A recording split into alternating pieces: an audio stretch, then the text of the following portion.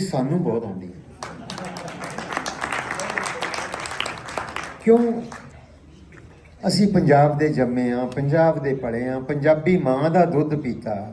ਔਰ ਸਾਡੇ ਦੇਖੋ ਗੁਰੂ ਪੀਰ ਪੈਗੰਬਰ, ਉਹਨਾਂ ਨੇ ਕਿੰਨੇ ਵੱਡੇ ਲੈਵਲ ਤੇ ਇਸ ਜ਼ੁਬਾਨ ਨੂੰ 1000 ਸਾਲ ਤੋਂ ਪ੍ਰਮੋਟ ਕਰਦੇ ਆ ਰਹੇ, ਤੇ ਸਾਡੇ ਤੇ ਕੋਈ 200-300 ਸਾਲ ਪਹਿਲਾਂ ਆ ਕੇ ਆਪਣੀ ਜ਼ੁਬਾਨ ਠੋਸ ਜਾਏ, ਇਹ ਗਲਤ ਹੈ। ਅਸੀਂ ਕਦੀ ਕਿਸੇ ਤੇ ਆਪਣੀ ਜ਼ੁਬਾਨ ਨਹੀਂ ਠੋਸੀ। ਅਸੀਂ ਕਿਸੇ ਨੂੰ ਧੱਕੇ ਨਾਲ ਨਹੀਂ ਕਿਹਾ। ਅਸੀਂ ਕਿਸੇ ਦੂਜੀ ਸਟੇਟ ਵਾਲੇ ਨੂੰ ਕਿਹਾ ਕਿ ਤੂੰ ਕਹਿ ਮੈਂ ਪੰਜਾਬੀ ਹਾਂ, ਨਹੀਂ। ਅਸੀਂ ਆਪਣੇ ਆਪ ਤੇ ਮਾਣ ਕਰਦੇ ਹਾਂ, ਆਪਣੀ ਜ਼ੁਬਾਨ ਤੇ, ਆਪਣੀ ਧਰਤੀ ਤੇ, ਆਪਣੀ ਸਟੇਟ ਤੇ ਮਾਣ ਕਰਦੇ ਹਾਂ, ਤੇ ਸਾਨੂੰ ਆਪਣੀ ਜ਼ੁਬਾਨ ਤੇ ਵੀ ਉਨਾ ਪਿਆਰ, ਉਨਾ ਮਾਣ ਕਰਨਾ ਚਾਹੀਦਾ ਜਿੰਨਾ ਸਾਡਾ ਹੱਕ ਬਣਦਾ। ਸੋ ਮੈਂ ਇੱਕ ਵਾਅਦਾ ਤੁਹਾਡੇ ਸਭ ਤੋਂ ਲਊਂਗਾ ਕਿ ਉਰਦੂ ਬੋਲੋ, ਇੰਗਲਿਸ਼ ਬੋਲੋ, ਫਾਰਸੀ ਬੋਲੋ, ਜੋ ਮਰਜ਼ੀ ਬੋਲੋ, ਪਰ ਆਪਣੇ ਘਰ ਵਿੱਚ, ਆਪਣੀ ਸਟੇਟ ਦੇ ਵਿੱਚ, ਆਪਣੇ ਇਲਾਕੇ 'ਚ, ਆਪਣੇ ਸ਼ਹਿਰ 'ਚ ਆਪਣੀ ਜ਼ੁਬਾਨ ਬੋਲੋ। ਇਹੀ ਇਸ ਫਿਲਮ ਦੇ ਵਿੱਚ ਅਸੀਂ ਸੁਨੇਹਾ ਦੇਣਾ, ਮੁਹੱਬਤ ਦਾ, ਜ਼ੁਬਾਨ ਦਾ। ਤੇ ਮੈਂ ਹੁਣ ਸਾਡੇ ਪ੍ਰੋਡਿਊਸਰ ਸਾਹਿਬ ਰਾਣਾ ਗੁਲਜ਼ਾਰ ਅਹਿਮਦ, ਉਹਨਾਂ ਨੂੰ ਰਿਕੁਐਸਟ ਕਰਦਾ ਕਿ ਉਹ ਤੁਹਾਡੇ ਨਾਲ ਦੋ ਸ਼ਬਦ ਸਾਂਝੇ ਕਰਨ।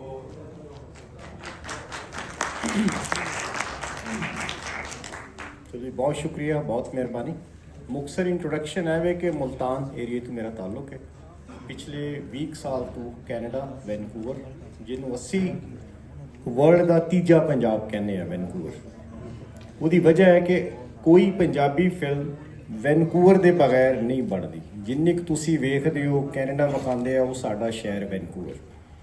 इन शॉर्ट, ये पंजाबी फिल्म नहीं बल्कि एक नवी पंजाबी फिल्म इंडस्ट्री की शुरुआत हो रही ने। Chandigarh India, Lahore Pakistan, Vancouver Canada.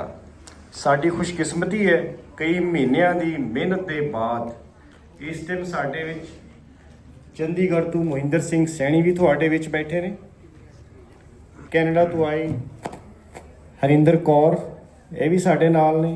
Indrajit Singh Bains नूं तुसीं सुण ही लिया, 40-45 साल का तजर्बा है। तो इधर जोड़ा है साढ़े लाहौर के मिस्टर इरफान सागर साहब, पिछले कोई 30 साल तो एक्टिंग डायरैक्शन का एक्सपीरियंस है। टीम साड़ी बहुत वड्डी है, कोई 30-35 बंदे की टीम है, तीनों पंजाबां दे विच। वो बड़ी मेहनत नाल असी बनाई है, तो असी बड़ी मेहनत के बाद बड़े चाअ नाल ये शुरुआत करन जा रहे हैं। नानक नगरी का इंट्रोडक्शन मुक्तसर मैं दस दूँ भी असी कोई धार्मिक फिल्म नहीं बनाने जा रहे। ये 3 कुड़ियां की स्टोरी है। कुड़ियां का मैं ब्रीफली इंट्रोडक्शन दस दूँगा, जरा गौर नाल सुनना। 3 करैक्टर ने जी। एक है अमन कुड़ी, सिख कुड़ी, उसका ताल्लुक करतारपुर तो है। दूसरी कुड़ी जी है शांति, हिंदू कुड़ी, उसका ताल्लुक कटास राज तो है। बहुत सारे लोग सियाने जड़े ने कटास राज जानते होने की है। थर्ड, अमन कुड़ी क्रिश्चन, वो लाहौर तो है। पीस कुड़ी जी है third, she is from Lahore. ये 3 कुड़ियां दी जी पंजाब यूनिवर्सिटी दी स्टूडेंट्स ने, उन्हों दी लव स्टोरी है जी लाहौर तो शुरू होकर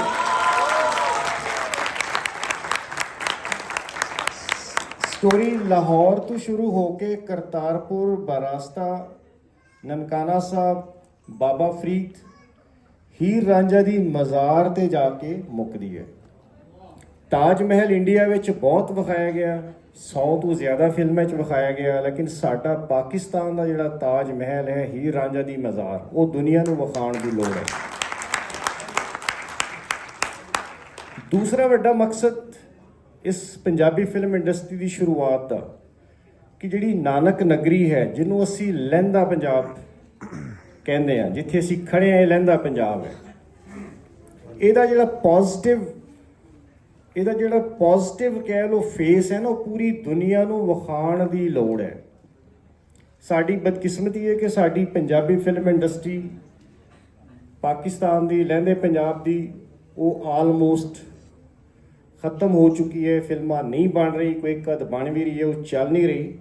लेकिन असी ये महसूस कर रहे हैं कि असी कुछ नवा करके इस इश्तराक दे नाल चंडीगढ़, वैनकूवर, लाहौर ते असी पाकिस्तान की जिहड़ी पंजाबी फिल्म इंडस्ट्री है ਉਹਨੂੰ भी दोबारा जिंदा कर सकने, ਉਹਦੇ रिवाइवल ते काम कर सकने।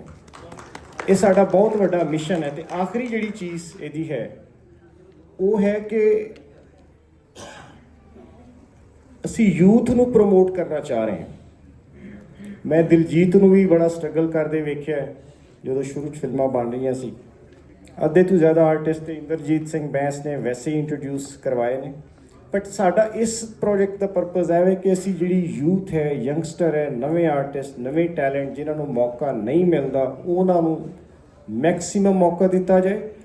ਖਾਸ ਤੌਰ ਤੇ ਜਿਹੜੇ ਸਿੱਖ ਪਰਿਵਾਰ ਨੇ, ਸਿੱਖ ਯੂਥ ਹੈ ਪਾਕਿਸਤਾਨੀ ਪੰਜਾਬ ਵਿੱਚ, ਕਿਉਂਕਿ ਉਹਨੂੰ ਤਾਂ ਬਿਲਕੁਲ ਮੌਕਾ ਮਿਲਦਾ ਹੀ ਨਹੀਂ, ਉਹਦੇ ਵਿੱਚੋਂ ਵੀ ਨਵੇਂ ਸਟਾਰਸ ਪੈਦਾ ਕਰਨ ਦੀ ਲੋੜ ਹੈ। ਹੁਣ ਮੈਂ ਮੁਕਤਸਰ ਗੱਲਬਾਤ ਵਾਸਤੇ ਦੇਣਾ ਜੀ ਹਰਿੰਦਰ ਨੂੰ, ਇਹ ਮੁਕਤਸਰ ਗੱਲ ਕਰਨਗੇ। ਸਤਿ ਸ਼੍ਰੀ ਅਕਾਲ ਜੀ।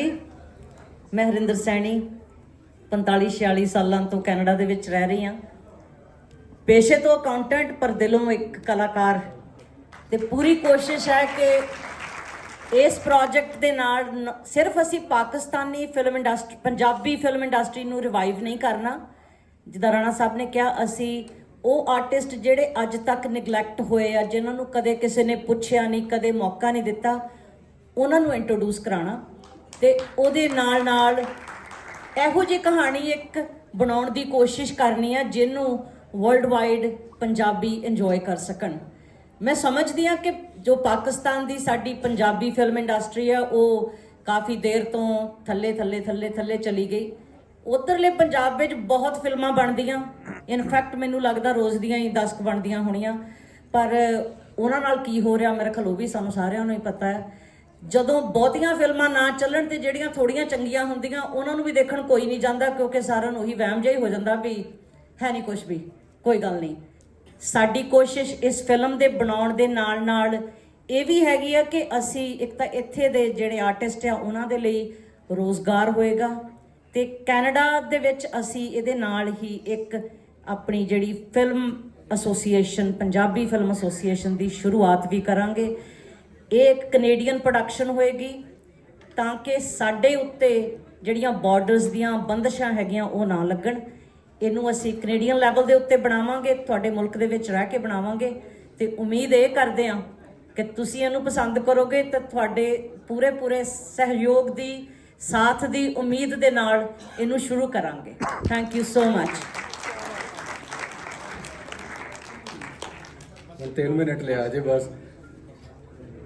ਆਖਰੀ ਇੱਕ ਗੱਲ, ਦੂਸਰੇ ਦਾ ਟਾਈਮ ਖਾਣਾ ਵੀ ਕੁਇਕਲੀ ਸਵੇਰ ਦੀ ਗੱਲ ਹੋ ਰਹੀ ਹੈ, ਚੜ੍ਹਦਾ ਪੰਜਾਬ, ਲਹਿੰਦਾ ਪੰਜਾਬ। ਅਸੀਂ ਕਹਿੰਦੇ ਹਾਂ ਚੜ੍ਹਦਾ ਪੰਜਾਬ ਵੀ ਸਾਡਾ ਹੈ ਤੇ ਲਹਿੰਦਾ ਪੰਜਾਬ ਵੀ ਸਾਡਾ ਹੈ। ਤੇ ਦੂਸਰੀ, ਲਾਹੌਰ ਦੇ ਸਭ ਤੋਂ ਵੱਡੀ ਫਖਰ ਦੀ ਗੱਲ ਹੈ ਕਿ ਜਦੋਂ ਵੀ ਇਹਨੂੰ ਸੱਦਿਆ ਗਿਆ ਦਾਤਾ ਦੀ ਨਗਰੀ ਜਾਂ ਸੱਦਿਆ ਗਿਆ ਨਾਨਕ ਨਗਰੀ।